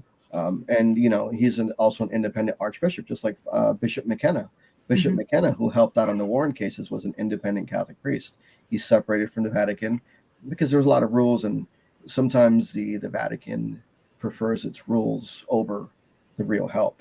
And so that's why, you just got to be really careful. So seminary school, and make sure that they've trained under someone who is an actual legitimate exorcist. I've had the privilege of training under somebody who trained under Father Gabriele Morth. And so Father Gabriele Morth was one of the leading exorcists for the Vatican. And there was a movie that just came out on him. So I am fortunate enough to have trained under someone who was able to train under him. Yep. And one thing I hear a lot from people is they can't be a real exorcist if they don't go to the Vatican and get their training. Is that true, false? So, all right. So the old etymology was that, the exorcists, there is an exorcist school that the Vatican hosts. And so, but what ends up happening is, in order to become an exorcist, you have to be chosen by your archbishop. And so through that, they plug you in with other legitimate exorcists. And sometimes there are exorcists who I've known who haven't gone through the exorcist training school, which is like 2 weeks long. It's actually field training. You study under exorcists. So the old etymology was, there is a school for exorcists. It's hard to get into. And even going to that school basically doesn't necessarily mean that you're an exorcist. It gives you an idea of what the job is like. And there are people who go to this class, priests, that once they finish the class, they go back to their archbishop and they're like, no, this is not for me. This is not for me. And, depending on who the archbishop is, like, no, you're kind of screwed. You're stuck with it. We need you. But, to be an exorcist, you have to have a contrite heart. You have to be a person that's always walking, in the light of Christ. You have to be humbled. You have to be loving. But a true exorcist has to be skeptic, real skeptic. It is my job as an exorcist to be skeptic beyond a reasonable doubt. I just can't sit here and say, it's possession. I have to be skeptic. That's why you have a demonic assessment team, and the demonic assessment team are individuals who are not necessarily diagnosing the actual demon itself. What they're doing is they are writing down the ideas, they are writing down the experiences, they are capturing and gathering evidence so that you can come to an analysis and a conclusion and say, well, maybe there might be something here. But as you and I both know, Heather, we can look at all these video evidence and we can find different variants of why this activity has happened. Doesn't always necessarily mean that it's demonic. Right. Yep. People just like to jump to that term. Yeah, it's a cool word. It's like, oh, I'm a demonologist. I'm an exorcist. You're probably not. So I try to be really cautious on how I say things. Like, yes, I am an exorcist, but I don't go publicizing that stuff. To me, that is a personal vocation, and no one needs to know. That's not something that needs to be publicized all over social media. The people who know me truly, they can go to our website and they can see that we do have a request for help if you believe that you are under possession. But I just, there's this whole coolness about being an exorcist and be like, well, except for me, I've got the nice black and white photo, but then you've got other people with the black and white photo holding the crucifix, exorcist extraordinaire. I studied on the Academy of YouTube. I can tell you exactly who and what is possessing the demon. No, you can't. You can't. So we just, it's a dangerous game to play, and I take it really seriously. And that's why it's hard for me to look at the camera, because I'm thinking, because it is really dangerous. You are putting yourself at risk. You are putting people's lives and families at risk, when you're projecting this image as an exorcist. I come across many posts with people who I'm no longer associated with, and it's like, well, please pray for me. I'm going to go to this house and I'm going to do an exorcism. This is my 10th exorcism this month. Wow. Okay. And I go, hey buddy, what school did you go to? Oh, well, I studied under this guy, this Protestant minister. Oh, you studied under a Protestant minister and you're performing exorcism. Protestants, which basically are non-Catholics, or like Baptist, Pentecostal, Seventh-day Adventists, they don't believe in full possession. So in order for you to say that you trained under a Protestant minister to call yourself an exorcist, you haven't. Because Protestants don't believe in exorcism. They believe in the fact that if Christ lives inside of you, then you cannot be possessed. It's an attachment, so to speak. It can be oppression, but never full possession. So if you have this alleged Catholic clergy who calls himself a deliverance minister with this whatever, just be really cautious. There's a lot of terms, fancy words that get thrown in there, and there's a lot of words that are used, to make people seem like they are from the Holy See, like they're from the Vatican, which they're not. Right. So I try to stay away from those individuals. I'm not very famous amongst them. I don't drink from the same tea that they do. I don't really share the same ideology as they do, because it's a dangerous game, and I keep people accountable. Like I myself, I keep myself accountable. Heather, like if I've made a mistake, and we've had these conversations. If I've made a mistake, I've come out and say, hey, Heather, I've made a mistake. I am sorry. Right. It's my fault. I'm always accountable for my actions, and I hold people to the same standard. And if you cannot hold yourself accountable, then I cannot work with you, especially when it comes to clergy. Yeah. And it's sad, the ones that are claiming to be the top of the field, the exorcists, they haven't done the research to even know that they can't be an exorcist because they're studied under Protestant or something like that.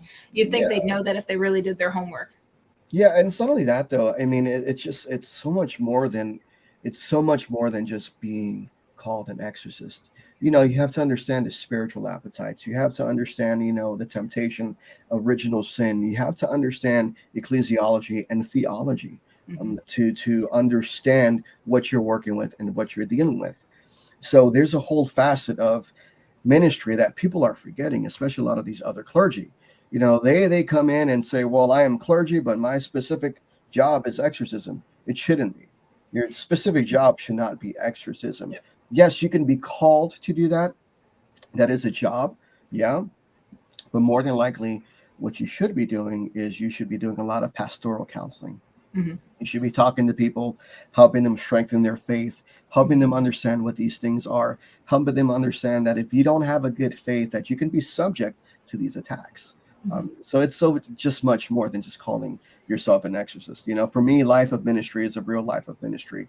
I could care less about the exorcism ministry. I don't care to be known amongst the greats. I don't care. That's not what I care for. What I care about, and you can ask my clients, people who I've worked with, I am a person that I really love, genuinely talk to people. I help people with marital problems. I help people with issues, on depression and anxiety.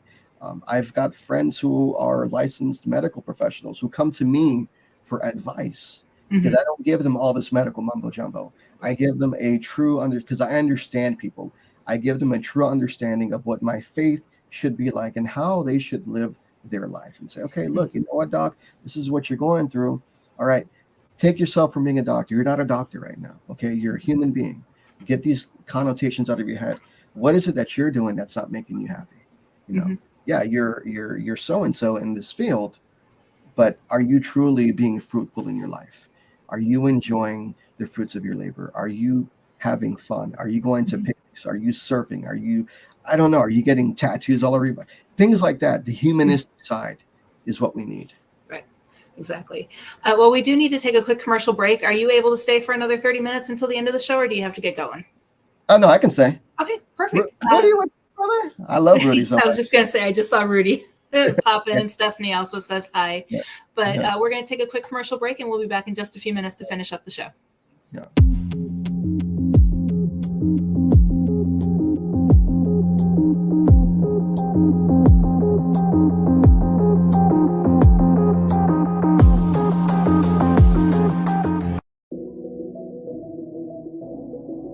No matter the questions, Ellie Weisencell can help you find the answers. Ellie is a gifted intuitive and a natural energy healer, which she applies using the body code and emotion code healing systems, among others, to help you achieve balance for your best results. Are you looking for more clarity about which direction to follow with your life, health, or career? Let Ellie guide you.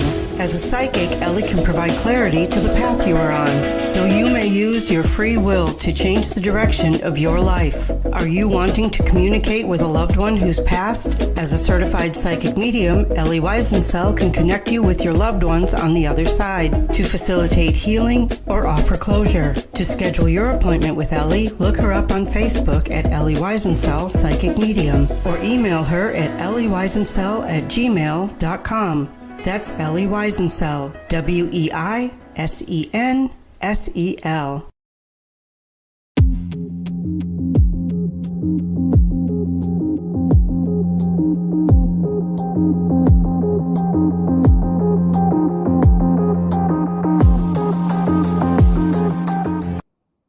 Hello, everyone, and welcome back to the show. Super excited. Great conversation today. I do have to say, though, I have some of the best viewers. Lee commented that you can't stay because you have 10 exorcisms to do by 2. You know what? He's probably right. I just checked my calendar and I've got 20 so far. So, and even though you guys know we poke fun at certain things, but this is a serious field, and we know the difference between when it's time to have fun and when it's time to strap on our boots and get serious. So, but you got to have fun. You got to have fun. That's always been one of my things. I love humor. I always try to make my clients laugh, and even during case analysis, like even with the foundation, sometimes, if I can get a laugh in there from the client, that's the most important thing, to help them understand, what's going on. There's a lot of bad in this world. So if we can help people focus on the good, like that's the most important thing. There's just so many avenues and facets of life that, the paranormal is misunderstood, but if we can bring a light to it and help people understand that it's not all bad, it's not all ghosts, demons, and goblins, that's important. Yeah, and that's why Joe and I started hosting the show on Thursday nights, because we pick on each other back and forth. Yeah. I love Joe. I hope the anaconda feels better. I know. I know he's not feeling good, but I gotta wrangle him in. It's like trying to get a hold of him to talk about the show, and it's like right. It's like, Joe, pick up your phone. No, it's funny, right? Like, Joe, if you're listening, okay, answer your text messages. Like, I'll text him, and sometimes you won't answer, but he's on Facebook in the groups posting funny memes. I'm like, I just messaged you. You're gonna ignore me, man, but you're gonna post a funny meme. Yeah, when I really need him, that's when I message his daughter and be like, hey, tell your dad I need him. Well, I'll just Google his phone number. It's like, okay, I know where you live. Oh, he just cracks me up sometimes. I may try and stop by and see him this week if he'll allow it to. I'm heading out there this week. I'm going to be doing. I'm going to be doing an event on the USS Salem with Larissa, Alan Rex, Third Eye Productions, and Dave Childers. And we're going to be doing a homeless veterans charitable event. So it's going to be basically a paracon, an investigation on the USS Salem. And all of the proceeds are going to be donated to like the National Coalition of Homeless Veterans, which I love it. I support it. As a veteran myself, that's one thing that I'll drop anything for veterans, anything that has to do with veterans. I'm involved with a lot of veterans organization. So my life isn't just ministry on the religious side. My ministry also is like, I golf, I surf, you know what I mean? I do all of these fun things in life that you should be doing. And I hope that, through those interactions with my other veterans, that they can see how I feel happy and how I'm fruitful with the life I've lived. And that's ministry right there. Being able to talk to people and say, hey, you know what? I've been where you've been, right? I know what it's like to go through the traumatic stress. I know what it's like to go through the depression. I know what it's like to suffer, from alcohol abuse. I know what it's like to feel lonely. I know what it's like to not feel appreciated and living, and wanting to take your life. I've been there, you know what I mean? Right. I've been there. So I can relate a lot to people. And not to toot my horn, I think that is what makes me a little bit different than some of the other clergy. A lot of wonderful clergy out there, don't get me wrong, wonderful people. But a lot of it is science. So you have a PhD and I have a doctorate, which is applied. Basically, I take your theories and I apply them in the field as an applied doctor. Yep. And that's what I feel like I do, with my ministry. I apply it to my everyday life. Mm-hmm. Yep. And I do have one question that I've been wanting to have the perfect person on the show to talk about. This is the Demon House, the case in Ohio that Zach Bagans had. Oh, what okay. are your thoughts on that? I don't know if you've seen the documentary or not, but I actually have it. Yeah. Okay. I've been to Zach's museum. I think it's lovely. I think it's Mhm. wonderful. So I've been there, and I didn't have anything happen to me. There was one girl who. I'll just go into a quick story before I get to the demon house. I actually enjoyed it. It was really nice. I did get scared by the small guy that they always do. Grab that ticket, and then you look in that closet. And I was like, oh, you got me there. It's a good feel. I like it. I didn't feel anything negative there. There was a young girl though who was from Australia, who was their skeptic. I don't know if it was part of the show. I don't know. I doubt it. But she was messing with the Dybbuk box. She touched the Dybbuk box, and as soon as she went out to the hallway, she passed out, and she had to be escorted out. So, so I want to say that I do like Zach's museum. It's pretty cool. As far as the Demon House, there's a lot of things that you don't see on these TV production shows. So it would be unethical for me to say, well, this and that. I do feel that maybe there was something negative there. We have a lot of supported claims from actual law enforcement and psychologists and doctors who've seen this young boy go up the wall. You know what I mean? So I do want to say that there is some merit to it. The Demon House, I feel bad for Zach. The fact of the matter is that I think he had a tragic event with his eyes. Because he's still suffering with that. Now, was it something to do with the house itself on a physical level, or did it have something to do with on a supernatural level? I don't know. But, I do think that there was merit to that case. And that's how infestation works. That's how this activity occurs. It can hurt and it can affect other people. Yep. So, I really enjoyed that documentary. I thought it was well done. Everything else that they do, it's entertaining for me. And I'll leave it at that. I mean, I have nothing bad to say against any of those guys. I think it's good entertainment value. I will say one thing though, that it's like Zach and his crew did make the paranormal more accessible. I know we've got some other shows like Ghost Hunters. I like those guys as well. I like their methodology and how they do things on a scientific level.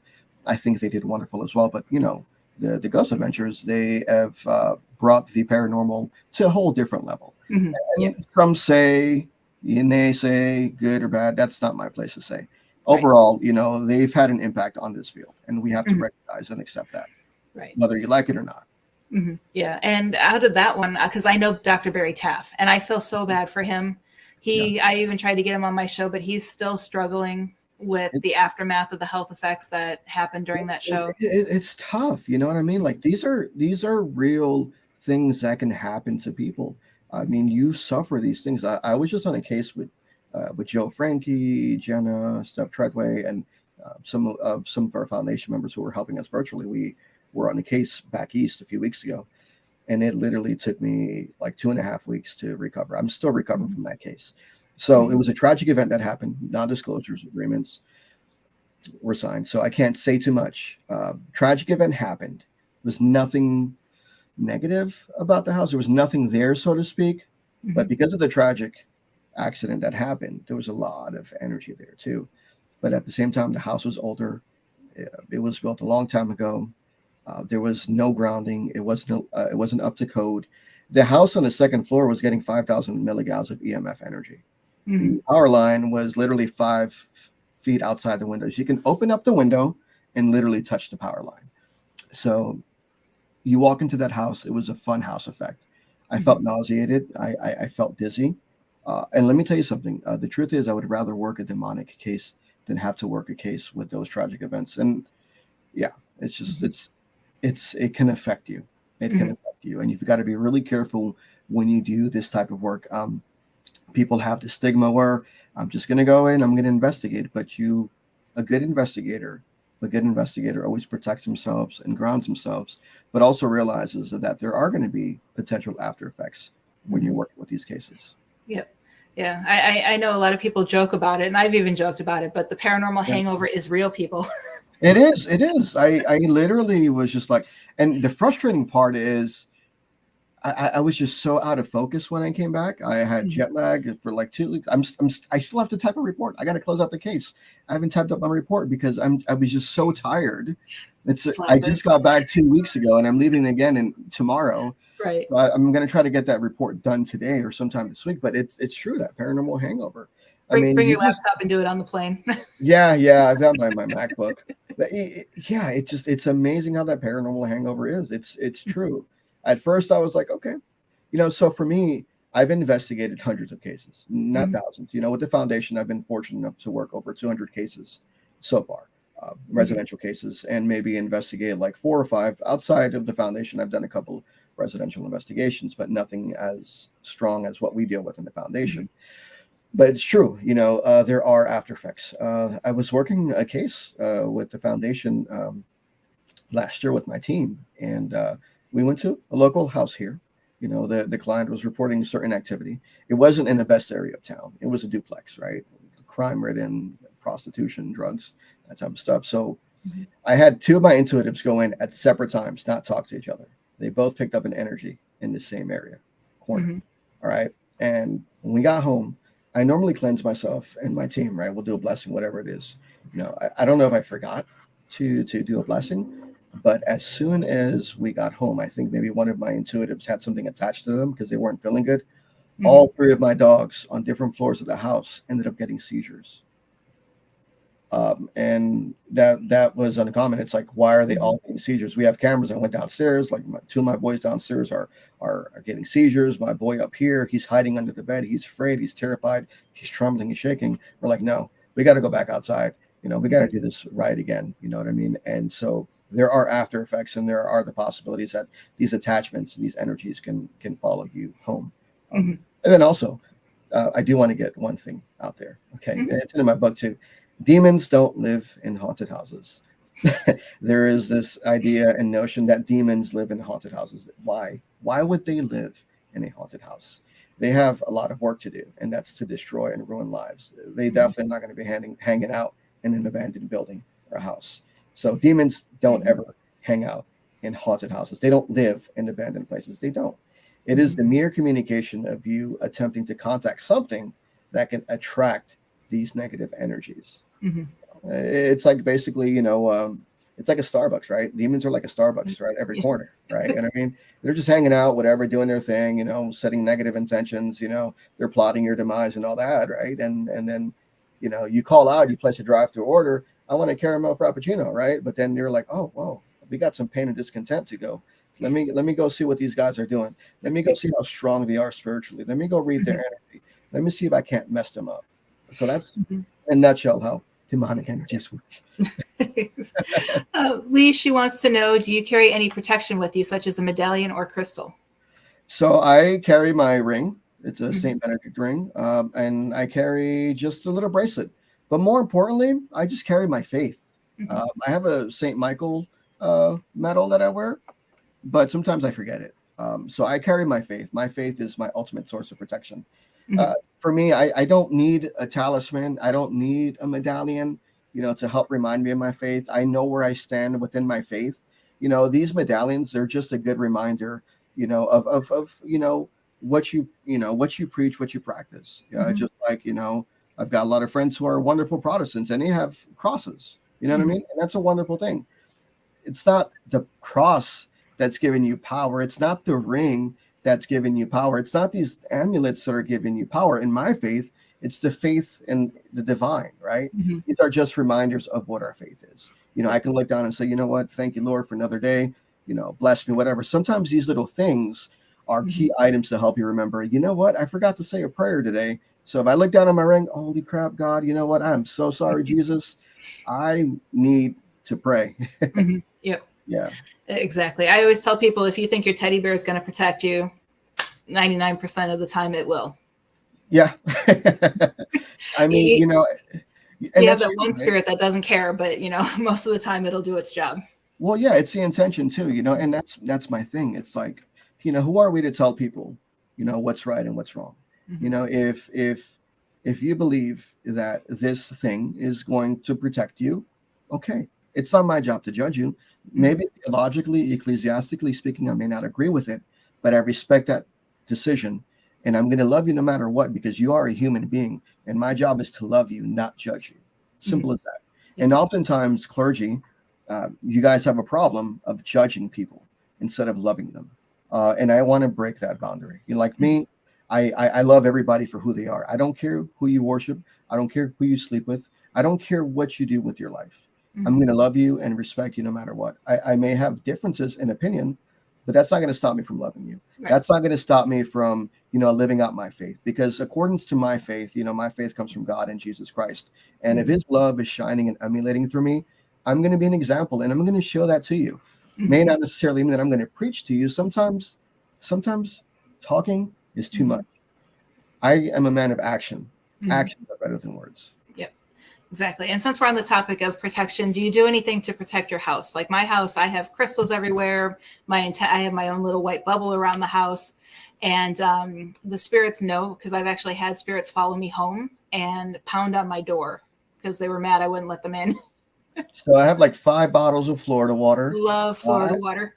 I have holy water. I have crucifixes. I actually have a St. Benedict medallion outside of my office door, because most of the work I do is in the office. And then my office is also sealed with at the doorway with blessed salt from the church. So that way, if there is anything, Ed and I are going to have a fight in my office. It won't go anywhere outside the house. But more importantly, the protection for me is just prayer. Prayer and sprinkling holy water or using holy oil. It's the intention. I'll go around my house. I'll put crosses. That's it. Just nothing really too drastic. Because of my faith, of where I stand and what I believe in, like all of these things, symbolology. These are wonderful reminders. But at the end of the day, I rely solely on my strength. But holy water, holy oil does help. Crosses help. It's the mere intention of setting these things up and knowing that when you're performing these rituals, because that's what they are. They're rituals. Everything that we do in the church is a ritual. It's ritualistic in nature, whether people want to say it or not. From the Eucharist, from the Mass, from the prayer to communion to baptism, these are all ritualistic things. And so we live our lives according to certain rituals and traditions. And I choose to follow those traditions, and I use holy oil and holy water. I have my rings. I pray for my dogs every night. They have St. Benedict medals in their doorways. Every night. I have this firm saying in my house, as for me and my house, we will serve the Lord. And so every night, the family, y'all need to be prayed up. You need to say a prayer, because I want to make sure that we are well grounded and we are protected and that we act on our faith. More often than not, there are people that say, well, I believe in God and I go to church. Great. But doesn't mean you have faith, really. It doesn't mean that you believe in these things. Wonderful thing. Like Rudy, I love Rudy. Rudy is a wonderful man because he's got some wonderful sermons. And although I grew up Protestant and I'm now Catholic, I love what he does. He has a wonderful family. They're always well prayed. They're always doing these wonderful things, activities, spending time with your family, going out and enjoying life. These are also forms of protection, because you are invoking the good. You are invoking the goodness of God. God's grace is upon you. He's shining against you, with you. His love is emanating with you. So those are all forms of protection. Sorry not to get too preachy. Oh, no, that's okay. Lee wants to know, what is Florida water? I guess maybe it comes from Florida. I don't know. No, essentially, I had to look it up just to make sure I had the date correct. But in the 1800s, it was a mixture of water. In the beginning, it was a mixture of water from Florida, but it also used different oils and scents. So it was kind of turned into a perfume that people used to, keep themselves smelling nicely. And then it developed into a method of protection. And I know a lot of people, especially, you find it everywhere in Florida. Especially when you go to the thrift stores, the souvenir stores. The botanicas. Yeah, they're looking water, for everywhere. Florida water, because my great grandmother was a high priestess in Santeria, so I have Afro-Caribbean roots. So I grew up with Florida water. For me, Florida water is not really a form of protection. I just like the way it smells. Yes. Yeah. I love smelling good. I have this rule that whenever I leave my house, I have to smell good. And I put Florida water on me. Yep. And if it attracts people, then not. And if it keeps them away, even better. Right. And that's what the original intention for it was. But I know people down here who make their own. I even have recipes to make my own, even though I haven't, because I'm just too lazy. Sometimes I have so much other stuff to do. But they'll use it for cleaning their house. They fill the mop bucket up. They pour a half a cup into the mop bucket. They do dishes. They sprinkle a teaspoon or a tablespoon on their dishes before they wash them. It's wonderful because it lightens up the environment. It's a wonderful smell. Like, people say, and that's a great question. Like, what do you do to protect your house? Well, we can do all of these rituals and all these blessings and all that, but we're forgetting the most important thing is we have to take care of our house. Right. Clean our house. Clean your house. Open up the windows. Mop your floors. Broom to the best of your abilities. Right. That right there is setting a standard, right? Wake up in the morning and fix your bed. It sets discipline. You wake up in the morning and you fix your bed. It puts you in a routine, but at the same time, it puts you in a positive mindset because you're getting these small tasks done little by little. And by getting these small tasks done little by little, you don't realize that you're changing your chemical in your brain, and it's going to become a lot more positive. You're going to release more chemicals, it's a serotonin, so to speak, whatever.